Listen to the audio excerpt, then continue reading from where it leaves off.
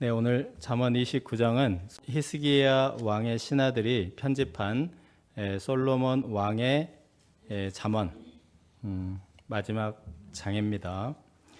히스기야는 무려 250년 전 솔로몬 왕의 가르침들을 수집하고 발굴하였습니다. 바람 앞에 등불 같은 국가의 운명이 얼마나 절박했는지 알 수 있습니다. 지금으로부터 250년 전이면 조선시대 영조 왕 때입니다. 그 당시에 정치적으로 극단적으로 대립하던 나라를 발전시키기 위해서 탕평책을 썼죠. 정치 성향 출신 지역을 막론하고 인재를 등용하였습니다. 직장에서 능력도 출중한데 라인이 없어서 업무 평가도 잘 못 받고 승진해서 밀려나는 사람들에게 이런 것들은 절박할 것입니다. 이처럼 옛날 것 중에도 지혜로운 것들이 많습니다. 옛날 것은 구닥다리고 요즘은 세련됐다 이렇게 보통 생각하는데 반대도 많습니다. 영정조 당시에 신윤복, 김홍도 같은 화가들이 있었는데 요즘 이런 대가들이 별로 없죠. 옛날엔 소크라테스, 아리스토텔레스, 플라톤 이런 사람들 능가하는 철학자가 현대에 없습니다. 네, 성경도 그렇습니다. 성경도 옛날 책인데 시대를 초월하여 놀라운 하나님의 말씀입니다. 사람들이 온라인상에서 모여서 노는 어떤 커뮤니티에 성경이 새로 번역되었다고 새 한글 성경에 대해 소개하는 글이 올라왔습니다. 좀 이례적인 일이죠. 그런데 의외로 여기 댓글이 많이 달렸고 반응이 뜨거웠습니다. 새 한글 성경 번역에 대해서. 요즘 말로 번역되어서 좋다는 의견이 많았습니다. 이제 문어체를 구어체로 바꾸니까 약간 가벼워 보인다, 권위가 없어 보인다, 이런 의견도 꽤 있었습니다. 이제 가령 빛이 있으라 하시니 빛이 있었다. 위험 쩔지 않냐? 그죠? 위험 있잖아요. 근데 이제 새 한글 성경에서는 빛이 생기기를 그러자 빛이 생겼다. 이건 좀 아니지 싶다. 이런 댓글이 달린 거예요. 예. 근데 불만도 있었는데, 아니, 옛날 책에 웬 관심이 이렇게 많아? 이렇게 이제 불만. 그런데 이제 다른 사람이 이렇게 댓글을 달았습니다. 인류 베스트셀러잖아. 한잔 해? 이런 식으로. 몇천 년 전의 책을 현대어로 새롭게 번역하는 이유는 여기에 인류의 희망이 있고 또 우리 나라와 각 사람의 운명을 바꾸기 때문입니다. 히스기야 편집 잠언의 마지막 일성 또한 묵시가 없으면이라고 경고합니다. 첫째, 다툼을 피하면 패망을 피한다. 1절에서 14절입니다. 1절에서 4절은 개인이나 국가가 멸망하는 이유를 보여줍니다.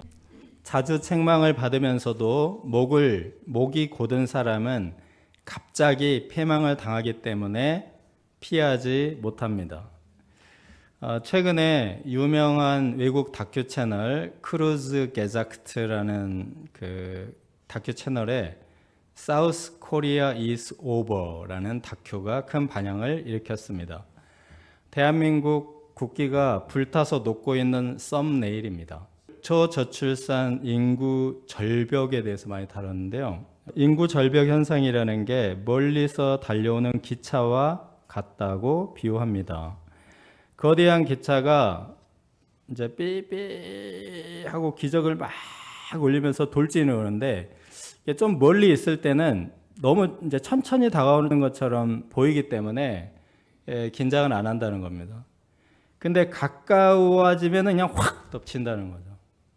갑자기 절벽으로 확 떨어지는 것처럼 말입니다. 갑자기 패망하는 이유는 경고가 없었기 때문이 아니라 목이 곧아서 듣지 않았기 때문입니다. 어떤 경고, 어떤 책망이 있습니까? 2절을 보시면 의인이 많아지면 백성이 즐거워하는데 악인이 권세를 잡으면 백성이 탄식합니다. 백성의 탄식, 이것이 경고입니다.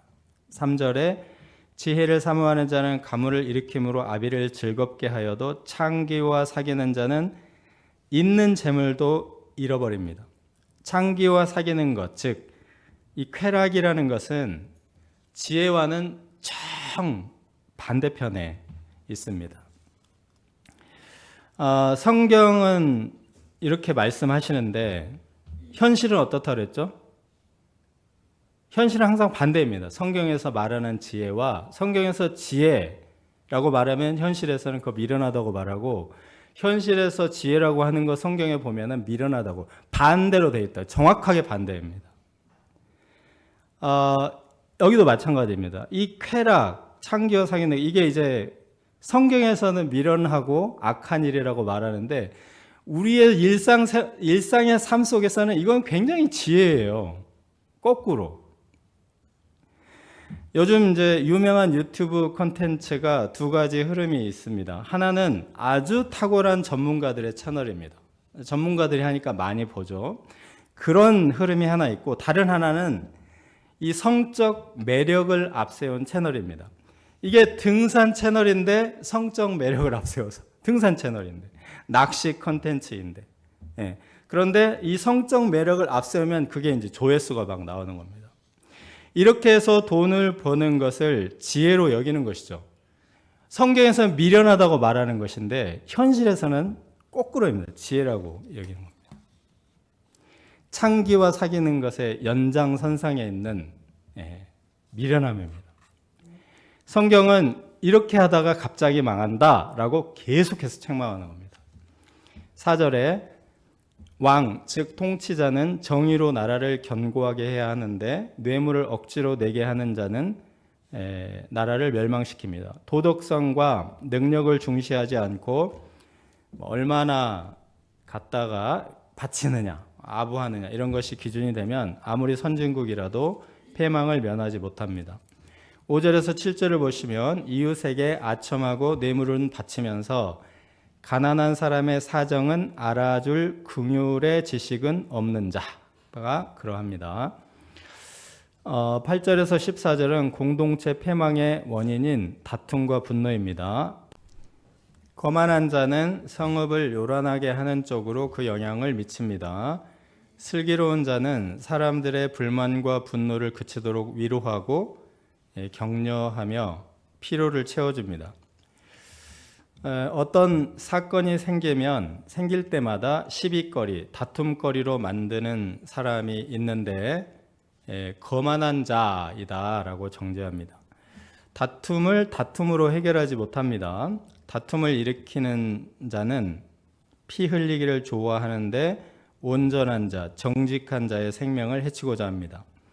그런데 이처럼 자기의 노를 다 드러내는 자는 어리석은 자라고 말합니다. 지혜로운 자는 분노가 있더라도 억제하고 다툼을 그치게 하고자 합니다. 다툼과 분노, 이것이 공동체 패망의 원인이다라고 말합니다. 우리가 예전에 단골이던 수양관이 있었는데요. 최근에는 아예 발걸음을 끌었습니다.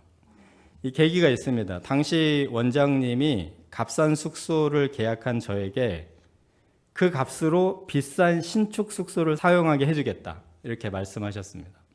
그래서 2박 3일 수양일에 이제 좋은 숙소에서 딱 먹고 자고 이제 마지막 식사를 하고 있는데 정산 영수증을 가져오셨습니다. 근데 원래 예산보다 150만 원을 더 청구하였습니다. 비싼 숙소를 썼으니 그 값을 내라는 것입니다. 분명 원래 계약한 값으로 사용하라고 했는데, 그런데 나중에 본전 생각이 나셨나 봅니다. 제가 이제 밥을 먹다 말고 옥신각신 하였습니다. 그때 제 앞에 앉았던 수양회 실무자가 밥을 제대로 먹지 못하고 안절부절하고 있었습니다. 사기 당한 것 같아서 저도 분노가 일어났지만 꾹 참고 원래 계약서대로 지급하고 이제 발걸음을 끊었습니다. 근데 이제 또 한 가지 중요한 사건이 있습니다. 여기 안 가게 된 그 수양관 잔디구장에서 우리가 축구를 했습니다. 재밌게 하고 있는데 그 관리자분이 막 쫓아오셔가지고 수양관이 떠날 듯이 큰 소리를 지르며 우리에게 노발대발을 하였습니다. 잔디가 죽는다. 아직 쌀쌀한데 누가 잔디에서 축구하냐. 잔디가 죽는다. 우리 영혼이 죽었어요. 거의. 우리 영혼이. 근데 이제 이 문제는 이분이 분노를 너무 여과 없이 드러내는 겁니다. 우린 고객이잖아요. 고객인데 그렇게 소리를 지르면서. 근데 이제 이때 이마태 목자님이 침착하고 나지막하게 말했습니다. 그러니까 누가 쌀쌀한데 잔디에서 축구하냐 이 말에 대해서 손흥민은 하는데요. 이제 이 마태 목자님이 대문자 T여가지고 아주 그래서 이분이 막 엄청 분노를 하다가 당황을 해가지고 손흥민을 하거든. 하여튼 뭐 이런 사건으로 발을 끊게 되었습니다. 제가 이제 선교지 공동체도 보면은 무너지는 이유가 다툼과 분노 때문입니다. 사람들이 모여 살다 보면 늘 문제가 생기기 마련입니다. 그런데 사사건건 시비를 걸고 시험하며 다툼을 일으키는 사람이 있습니다. 이런 사람이 영향력을 가지면 이제 그 선교지는 모두가 패망합니다. 그런데 다툼과 갈등을 어떻게든 화해시키고 분노를 그치게 하는 슬기로운 자가 있으면 교회가 굳게 섭니다. 문제가 생겨서 공동체가 무너지는 것이 아니라 피 흘리기를 좋아하는 자 때문에 무너집니다. 그래서 노와 분을 그치게 하는 슬기로운 자의 존재가 정말 중요합니다. 분노를 분노로, 다툼을 다툼으로 해결하지 않고 화평하게 하는 지혜를 발휘하는 사람, 피스메이커입니다. 예수님도 그런 사람을 높게 평가하십니다. 화평하게 하는 자는 복이 있나니 그들이 하나님의 아들이라 일컬음을 받을 것이며, 하나님의 아들이라고 평가하십니다. 12절에서 14절을 보시면 관원과 왕이 앞서서 그런 자가 되어야 한다고 말합니다. 어느 곳이든 가난한 자와 포악한 자가 섞여 살고 있는데요. 그들은 모두 보는 눈이 있습니다. 그 모두의 눈에 빛을 주시느니라. 눈에 불을 켜고 보고 있습니다. 왕이 가난한 자를 성실히 신원하면 세상이 평화롭게 되어 그의 왕위가 영원히 견고하게 됩니다. 하늘의 지혜는 언제나 가난한 자들을 통해서 해답을 제시합니다. 둘째, 묵시가 없으면 15절에서 27절입니다. 패망하지 않으려면 어렸을 때부터 채찍과 꾸지람으로 훈계가 필요합니다. 이것은 자녀 교육만을 의미하지 않습니다. 신앙교육도 채찍과 꾸지람으로 잘 받고 하나님을 영화롭게 해드리면 좋은 신자입니다. 그런데 꼭 채찍으로 교육을 해야 하는가 하는 생각이 들 수 있습니다. 채찍은 사람을 위해서 만들어진 것이 아닙니다. 짐승을 길들이기 위한 도구입니다. 동물적 야성을 제어하지 않으면 사람들을 물고 뜯을 수 있기 때문에 짐승들이 이제 가축화하면서 채찍을 만든 거죠. 개훈룡, 그 이제 TV 프로그램 아시죠? 이 프로그램은 문제를 일으키거나 특히 사람을 공격하는 개들 또는 이제 맹견들을 통제시키는 솔루션 프로그램입니다. 그런데 이것을 진행하다 보면 항상 문제가 개가 아니고 이 개를 엄하게 교육하지 않는 주인의 문제입니다. 개를 너무 다정하게 키웁니다. 아이고 우리 애기, 아이고 내 새끼, 우리 애는 안 물어요. 이런 애들이 꼭 물어요. 이 공격성, 야성을 통제하지 않는 교육의 문제입니다. 그러다가 이제 사람을 물거나 다치게 하면 안락사 시켜야 합니다. 그러니까 채찍으로 엄하게 다스려야 개도 살고 사람도 안전합니다. 인간의 교육에 채찍이라는 단어를 쓴 이유가 여기 있습니다. 우리 인간은 불행히도 선악과를 범하여 하나님을 대적하였습니다. 그래서 동물의 야성, 버금가는 죄성을 갖게 되었습니다. 인간의 본성이 죄로 오염되고 부패되어 동물보다 더 잔인하고 사악할 수 있게 된 것입니다. 사람들이 겉으로는 멀끔하지만 어둠 속에서 하는 일을 보면 그 해악이 말도 못합니다. 그중 일부가 뉴스로 이제 보도가 됩니다. 그 뉴스들을 보면 이제 댓글에 이런 댓글이 달립니다. 사탄도 고개 젓고 돌아서겠네. 사탄이 사표 쓰겠다. 사탄이 할 일이 없어. 이런 댓글들이 달립니다. 맹견이 사람을 무는 것은 인간의 잔혹함에 비하면 일도 아닙니다. 차라리 일찍부터 채찍으로 훈계하여 이런 비극을 막는 것이 지혜일 것입니다. 우리 인간에게 채찍같이 엄하고 아픈 훈계가 반드시 필요합니다. 사람에게 가장 엄한 채찍은 묵시, 즉 여호와의 율법입니다. 하나님의 말씀에 대한 다양한 표현들이 있는데요. 율법, 계명, 율례, 굉장히 다양한 표현들이 있습니다. 너무 율법적이야 이렇게 말하면 너무 엄하고 가혹해 이런 식으로 하나님의 말씀에 대한 표현이 이제 표현 방식 다양합니다. 사람들은 자유를 좋아해요. 그래서 이 하나님의 말씀에 대해서 좀 엄격한 쪽의 표현을 싫어합니다. 계명, 율례, 규례, 싫어. 좀 편안한 쪽의 말씀을 좋아하죠. 자유를 좋아하기 때문입니다. 엄격한 규칙보다는 하고 싶은 사람 하고 말고 싶은 사람 말고 개인의 선택 맡기는 거 좋아하죠. 그런데 사람이 규칙이 없으면 방자해지는 것입니다. 무질서하고 난잡하게 되어서 자유롭게 되기를 원했는데 사실은 더 불편하고 자유가 사라진다는 거죠. 스페인에 대정전 사태가 있었습니다. 나라 전체가 올스톱 마비되었습니다. 이 혼란은 도로에서 가장 심했다고 합니다. 평소에 신호등이 빨간불, 파란불, 그 사이에 노란불이 꺼졌다 켰다 하면서 이 교통의 흐름을 잡아줍니다. 그런데 신호등이 딱 꺼지니까 대혼란이 일어나고 차들이 꼼짝도 못합니다. 우리가 신호등 같은 규칙을 불편해할 수 있습니다. 규칙 다 없애버리고 우리가 사람들이 모든 걸 자율적으로 양보하고 배려하고 이렇게 해서 그냥 규칙 없이 살면 안 되겠습니까? 그런데 통제 없는 자유가 생기니까 보시다시피 오히려 마비가 되어버린 겁니다. 한 유학생이 도로에서 차를 몰고 가다가 이때 딱 이제 도로에서 딱 그 정전 사태를 맞았는데 4시간 동안 꼼짝도 못했다고 합니다. 도로가 막혀가지고.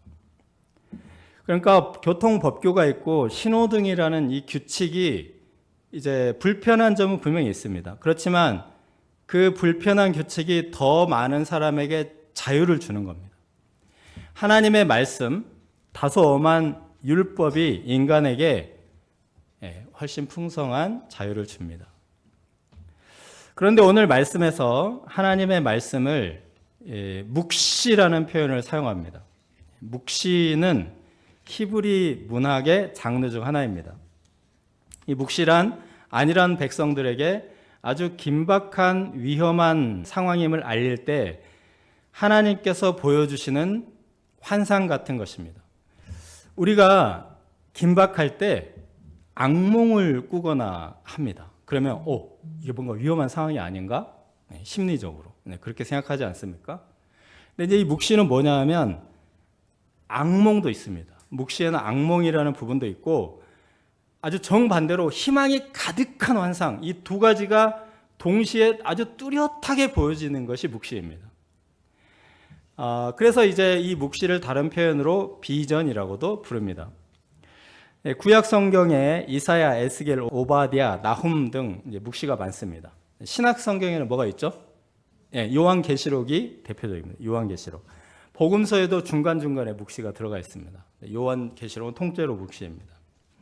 계시록을 보면 머리가 7개, 막 뿔이 10개인 괴물도 나오고 흰 말을 탄 음료도 나오고 세상을 막 싸그리 막 잿더미로 만들어버리는 재앙 등 무시무시한 것들이 나옵니다. 악몽에 해당하는 거죠. 그런데 아주 정반대로 흰 옷을 입은 성도와 천군 천사와 보좌에 앉으신 어린 양과 아름다운 보석으로 치장한 예루살렘 성 등 영광과 희망도 동시에 제시가 됩니다. 이는 이 요한계시록 당시가 굉장히 긴박한 순간이었기 때문입니다. 요한계시록 기록할 때 로마 황제의 가혹한 핍박 전후입니다. 이때 많은 성도들이 낙심하고 신앙을 포기할까? 배반할까? 고민하였습니다. 또 이 교회의 막 부흥과 성장을 꿈꾸고 내가 한번 해봐야지. 이렇게 이제 교회에 들어온 사람들 그때 어떻겠어요? 완전히 의욕을 잃어버리고 시리에 빠졌습니다. 이때 사도 요한에게 계시록의 풍성한 항상들을 보여주시면서 경고도 하고 격려도 하신 겁니다. 이때 정신을 번쩍 차리고 교회를 지킨 성도들이 200년 후 AD 300년경 기독교 공인의 씨앗이 되었습니다. 하나님의 말씀 중에 매우 가혹하고 엄하게 보이는 심판과 종말과 지옥의 묘사 등이 묵시에 해당합니다. 우리가 세상 쾌락과 물질에 마음을 뺏기지 말고 정신을 차리라고 따갑게 때리는 채찍과 같습니다. 19절을 보시면 좋은 말로만 하면 고치지 않기 때문에 아프게 징계하십니다. 특히 말과 성격이 조급한 사람은 채찍으로 징계받기 쉽습니다. 21절을 보시면 우리가 하나님의 종이고 피조물이고 죄인의 신분인 것을 망각하면 마치 주인, 즉 우리가 하나님인 채 할 정도로 교만해지기 때문에 또한 채찍으로 징계하십니다. 이렇게 징계를 받아서 마음의 영적 질서가 잡히고 하나님을 기쁘시게 하는 편이 축복입니다. 22절, 23절을 보시면 다시 노하는 자, 성내는 자에 대해 경고합니다. 분노를 조절하지 않고 여과 없이 드러내는 것은 많은 범죄가 됩니다. 분노는 교만함을 보여주는 지표입니다. 24절에서 26절은 도둑에 대한 경고입니다. 자기가 수고하지 않고 남이 수고한 것을 훔치는 자, 주권자에게 은혜를 구하여 거저 유익을 얻으려는 자들이 도둑입니다. 이처럼 불의한 자들은 의인에게 미움을 받습니다. 반대로 바르게 행하는 자는 악인에게 미움을 받습니다. 묵시는 보이는 말씀, 보는 말씀이라고도 이제 다르게 말합니다. 말씀은 듣는 거잖아요. 근데 묵시는 많은 환상과 함께 보이기 때문에 보이는 말씀이다 이렇게 말합니다. 그리고 하나님의 말씀이 눈에 보이듯이 선명할 때 묵시가 있다 이렇게 말하기도 합니다. 나는 세상에 두 쪽 나도 먼저 하나님 나라와 의를 구할 거야. 이 믿음이 확실한 사람이라면 이 사람은 그 사람이 묵시입니다. 하나님의 말씀을 들어도 무슨 소리인지 잘 모르겠거나 하나님의 말씀이 뭐 이렇게 그래도 되고 안 그래도 되는 것처럼 다가온다면 묵시가 없다라고 할 수 있습니다. KJV 성경에는 묵시가 없으면 백성이 망한다고 번역합니다. 묵시가 있는 사람은 비유하자면 하나님의 신호등이 눈에 보이는 사람입니다. 지금은 빨간불이구나. 지금은 노란불이구나. 조심해야겠네. 지금은 파란불이구나. 안심이다. 눈에 딱 보이는 사람, 묵시가 있는 사람입니다. 하나님의 말씀이 나를 가고 서게 하는 사람이 묵시가 있는 사람입니다. 오늘날 사람들은 재물의 이익 때문에 가거나 섭니다. 쾌락을 주느냐 마느냐 이것이 신호등이 될 경우가 많습니다. 묵시가 없으니 큰일입니다. 우리가 하나님의 말씀 앞에서 깨어 하나님의 신호를 보는 자들이 되기를 기도합니다. 우리 자신이 이 시대의 경종을 울리는 묵시의 사람들이 될 수 있기를 기도합니다.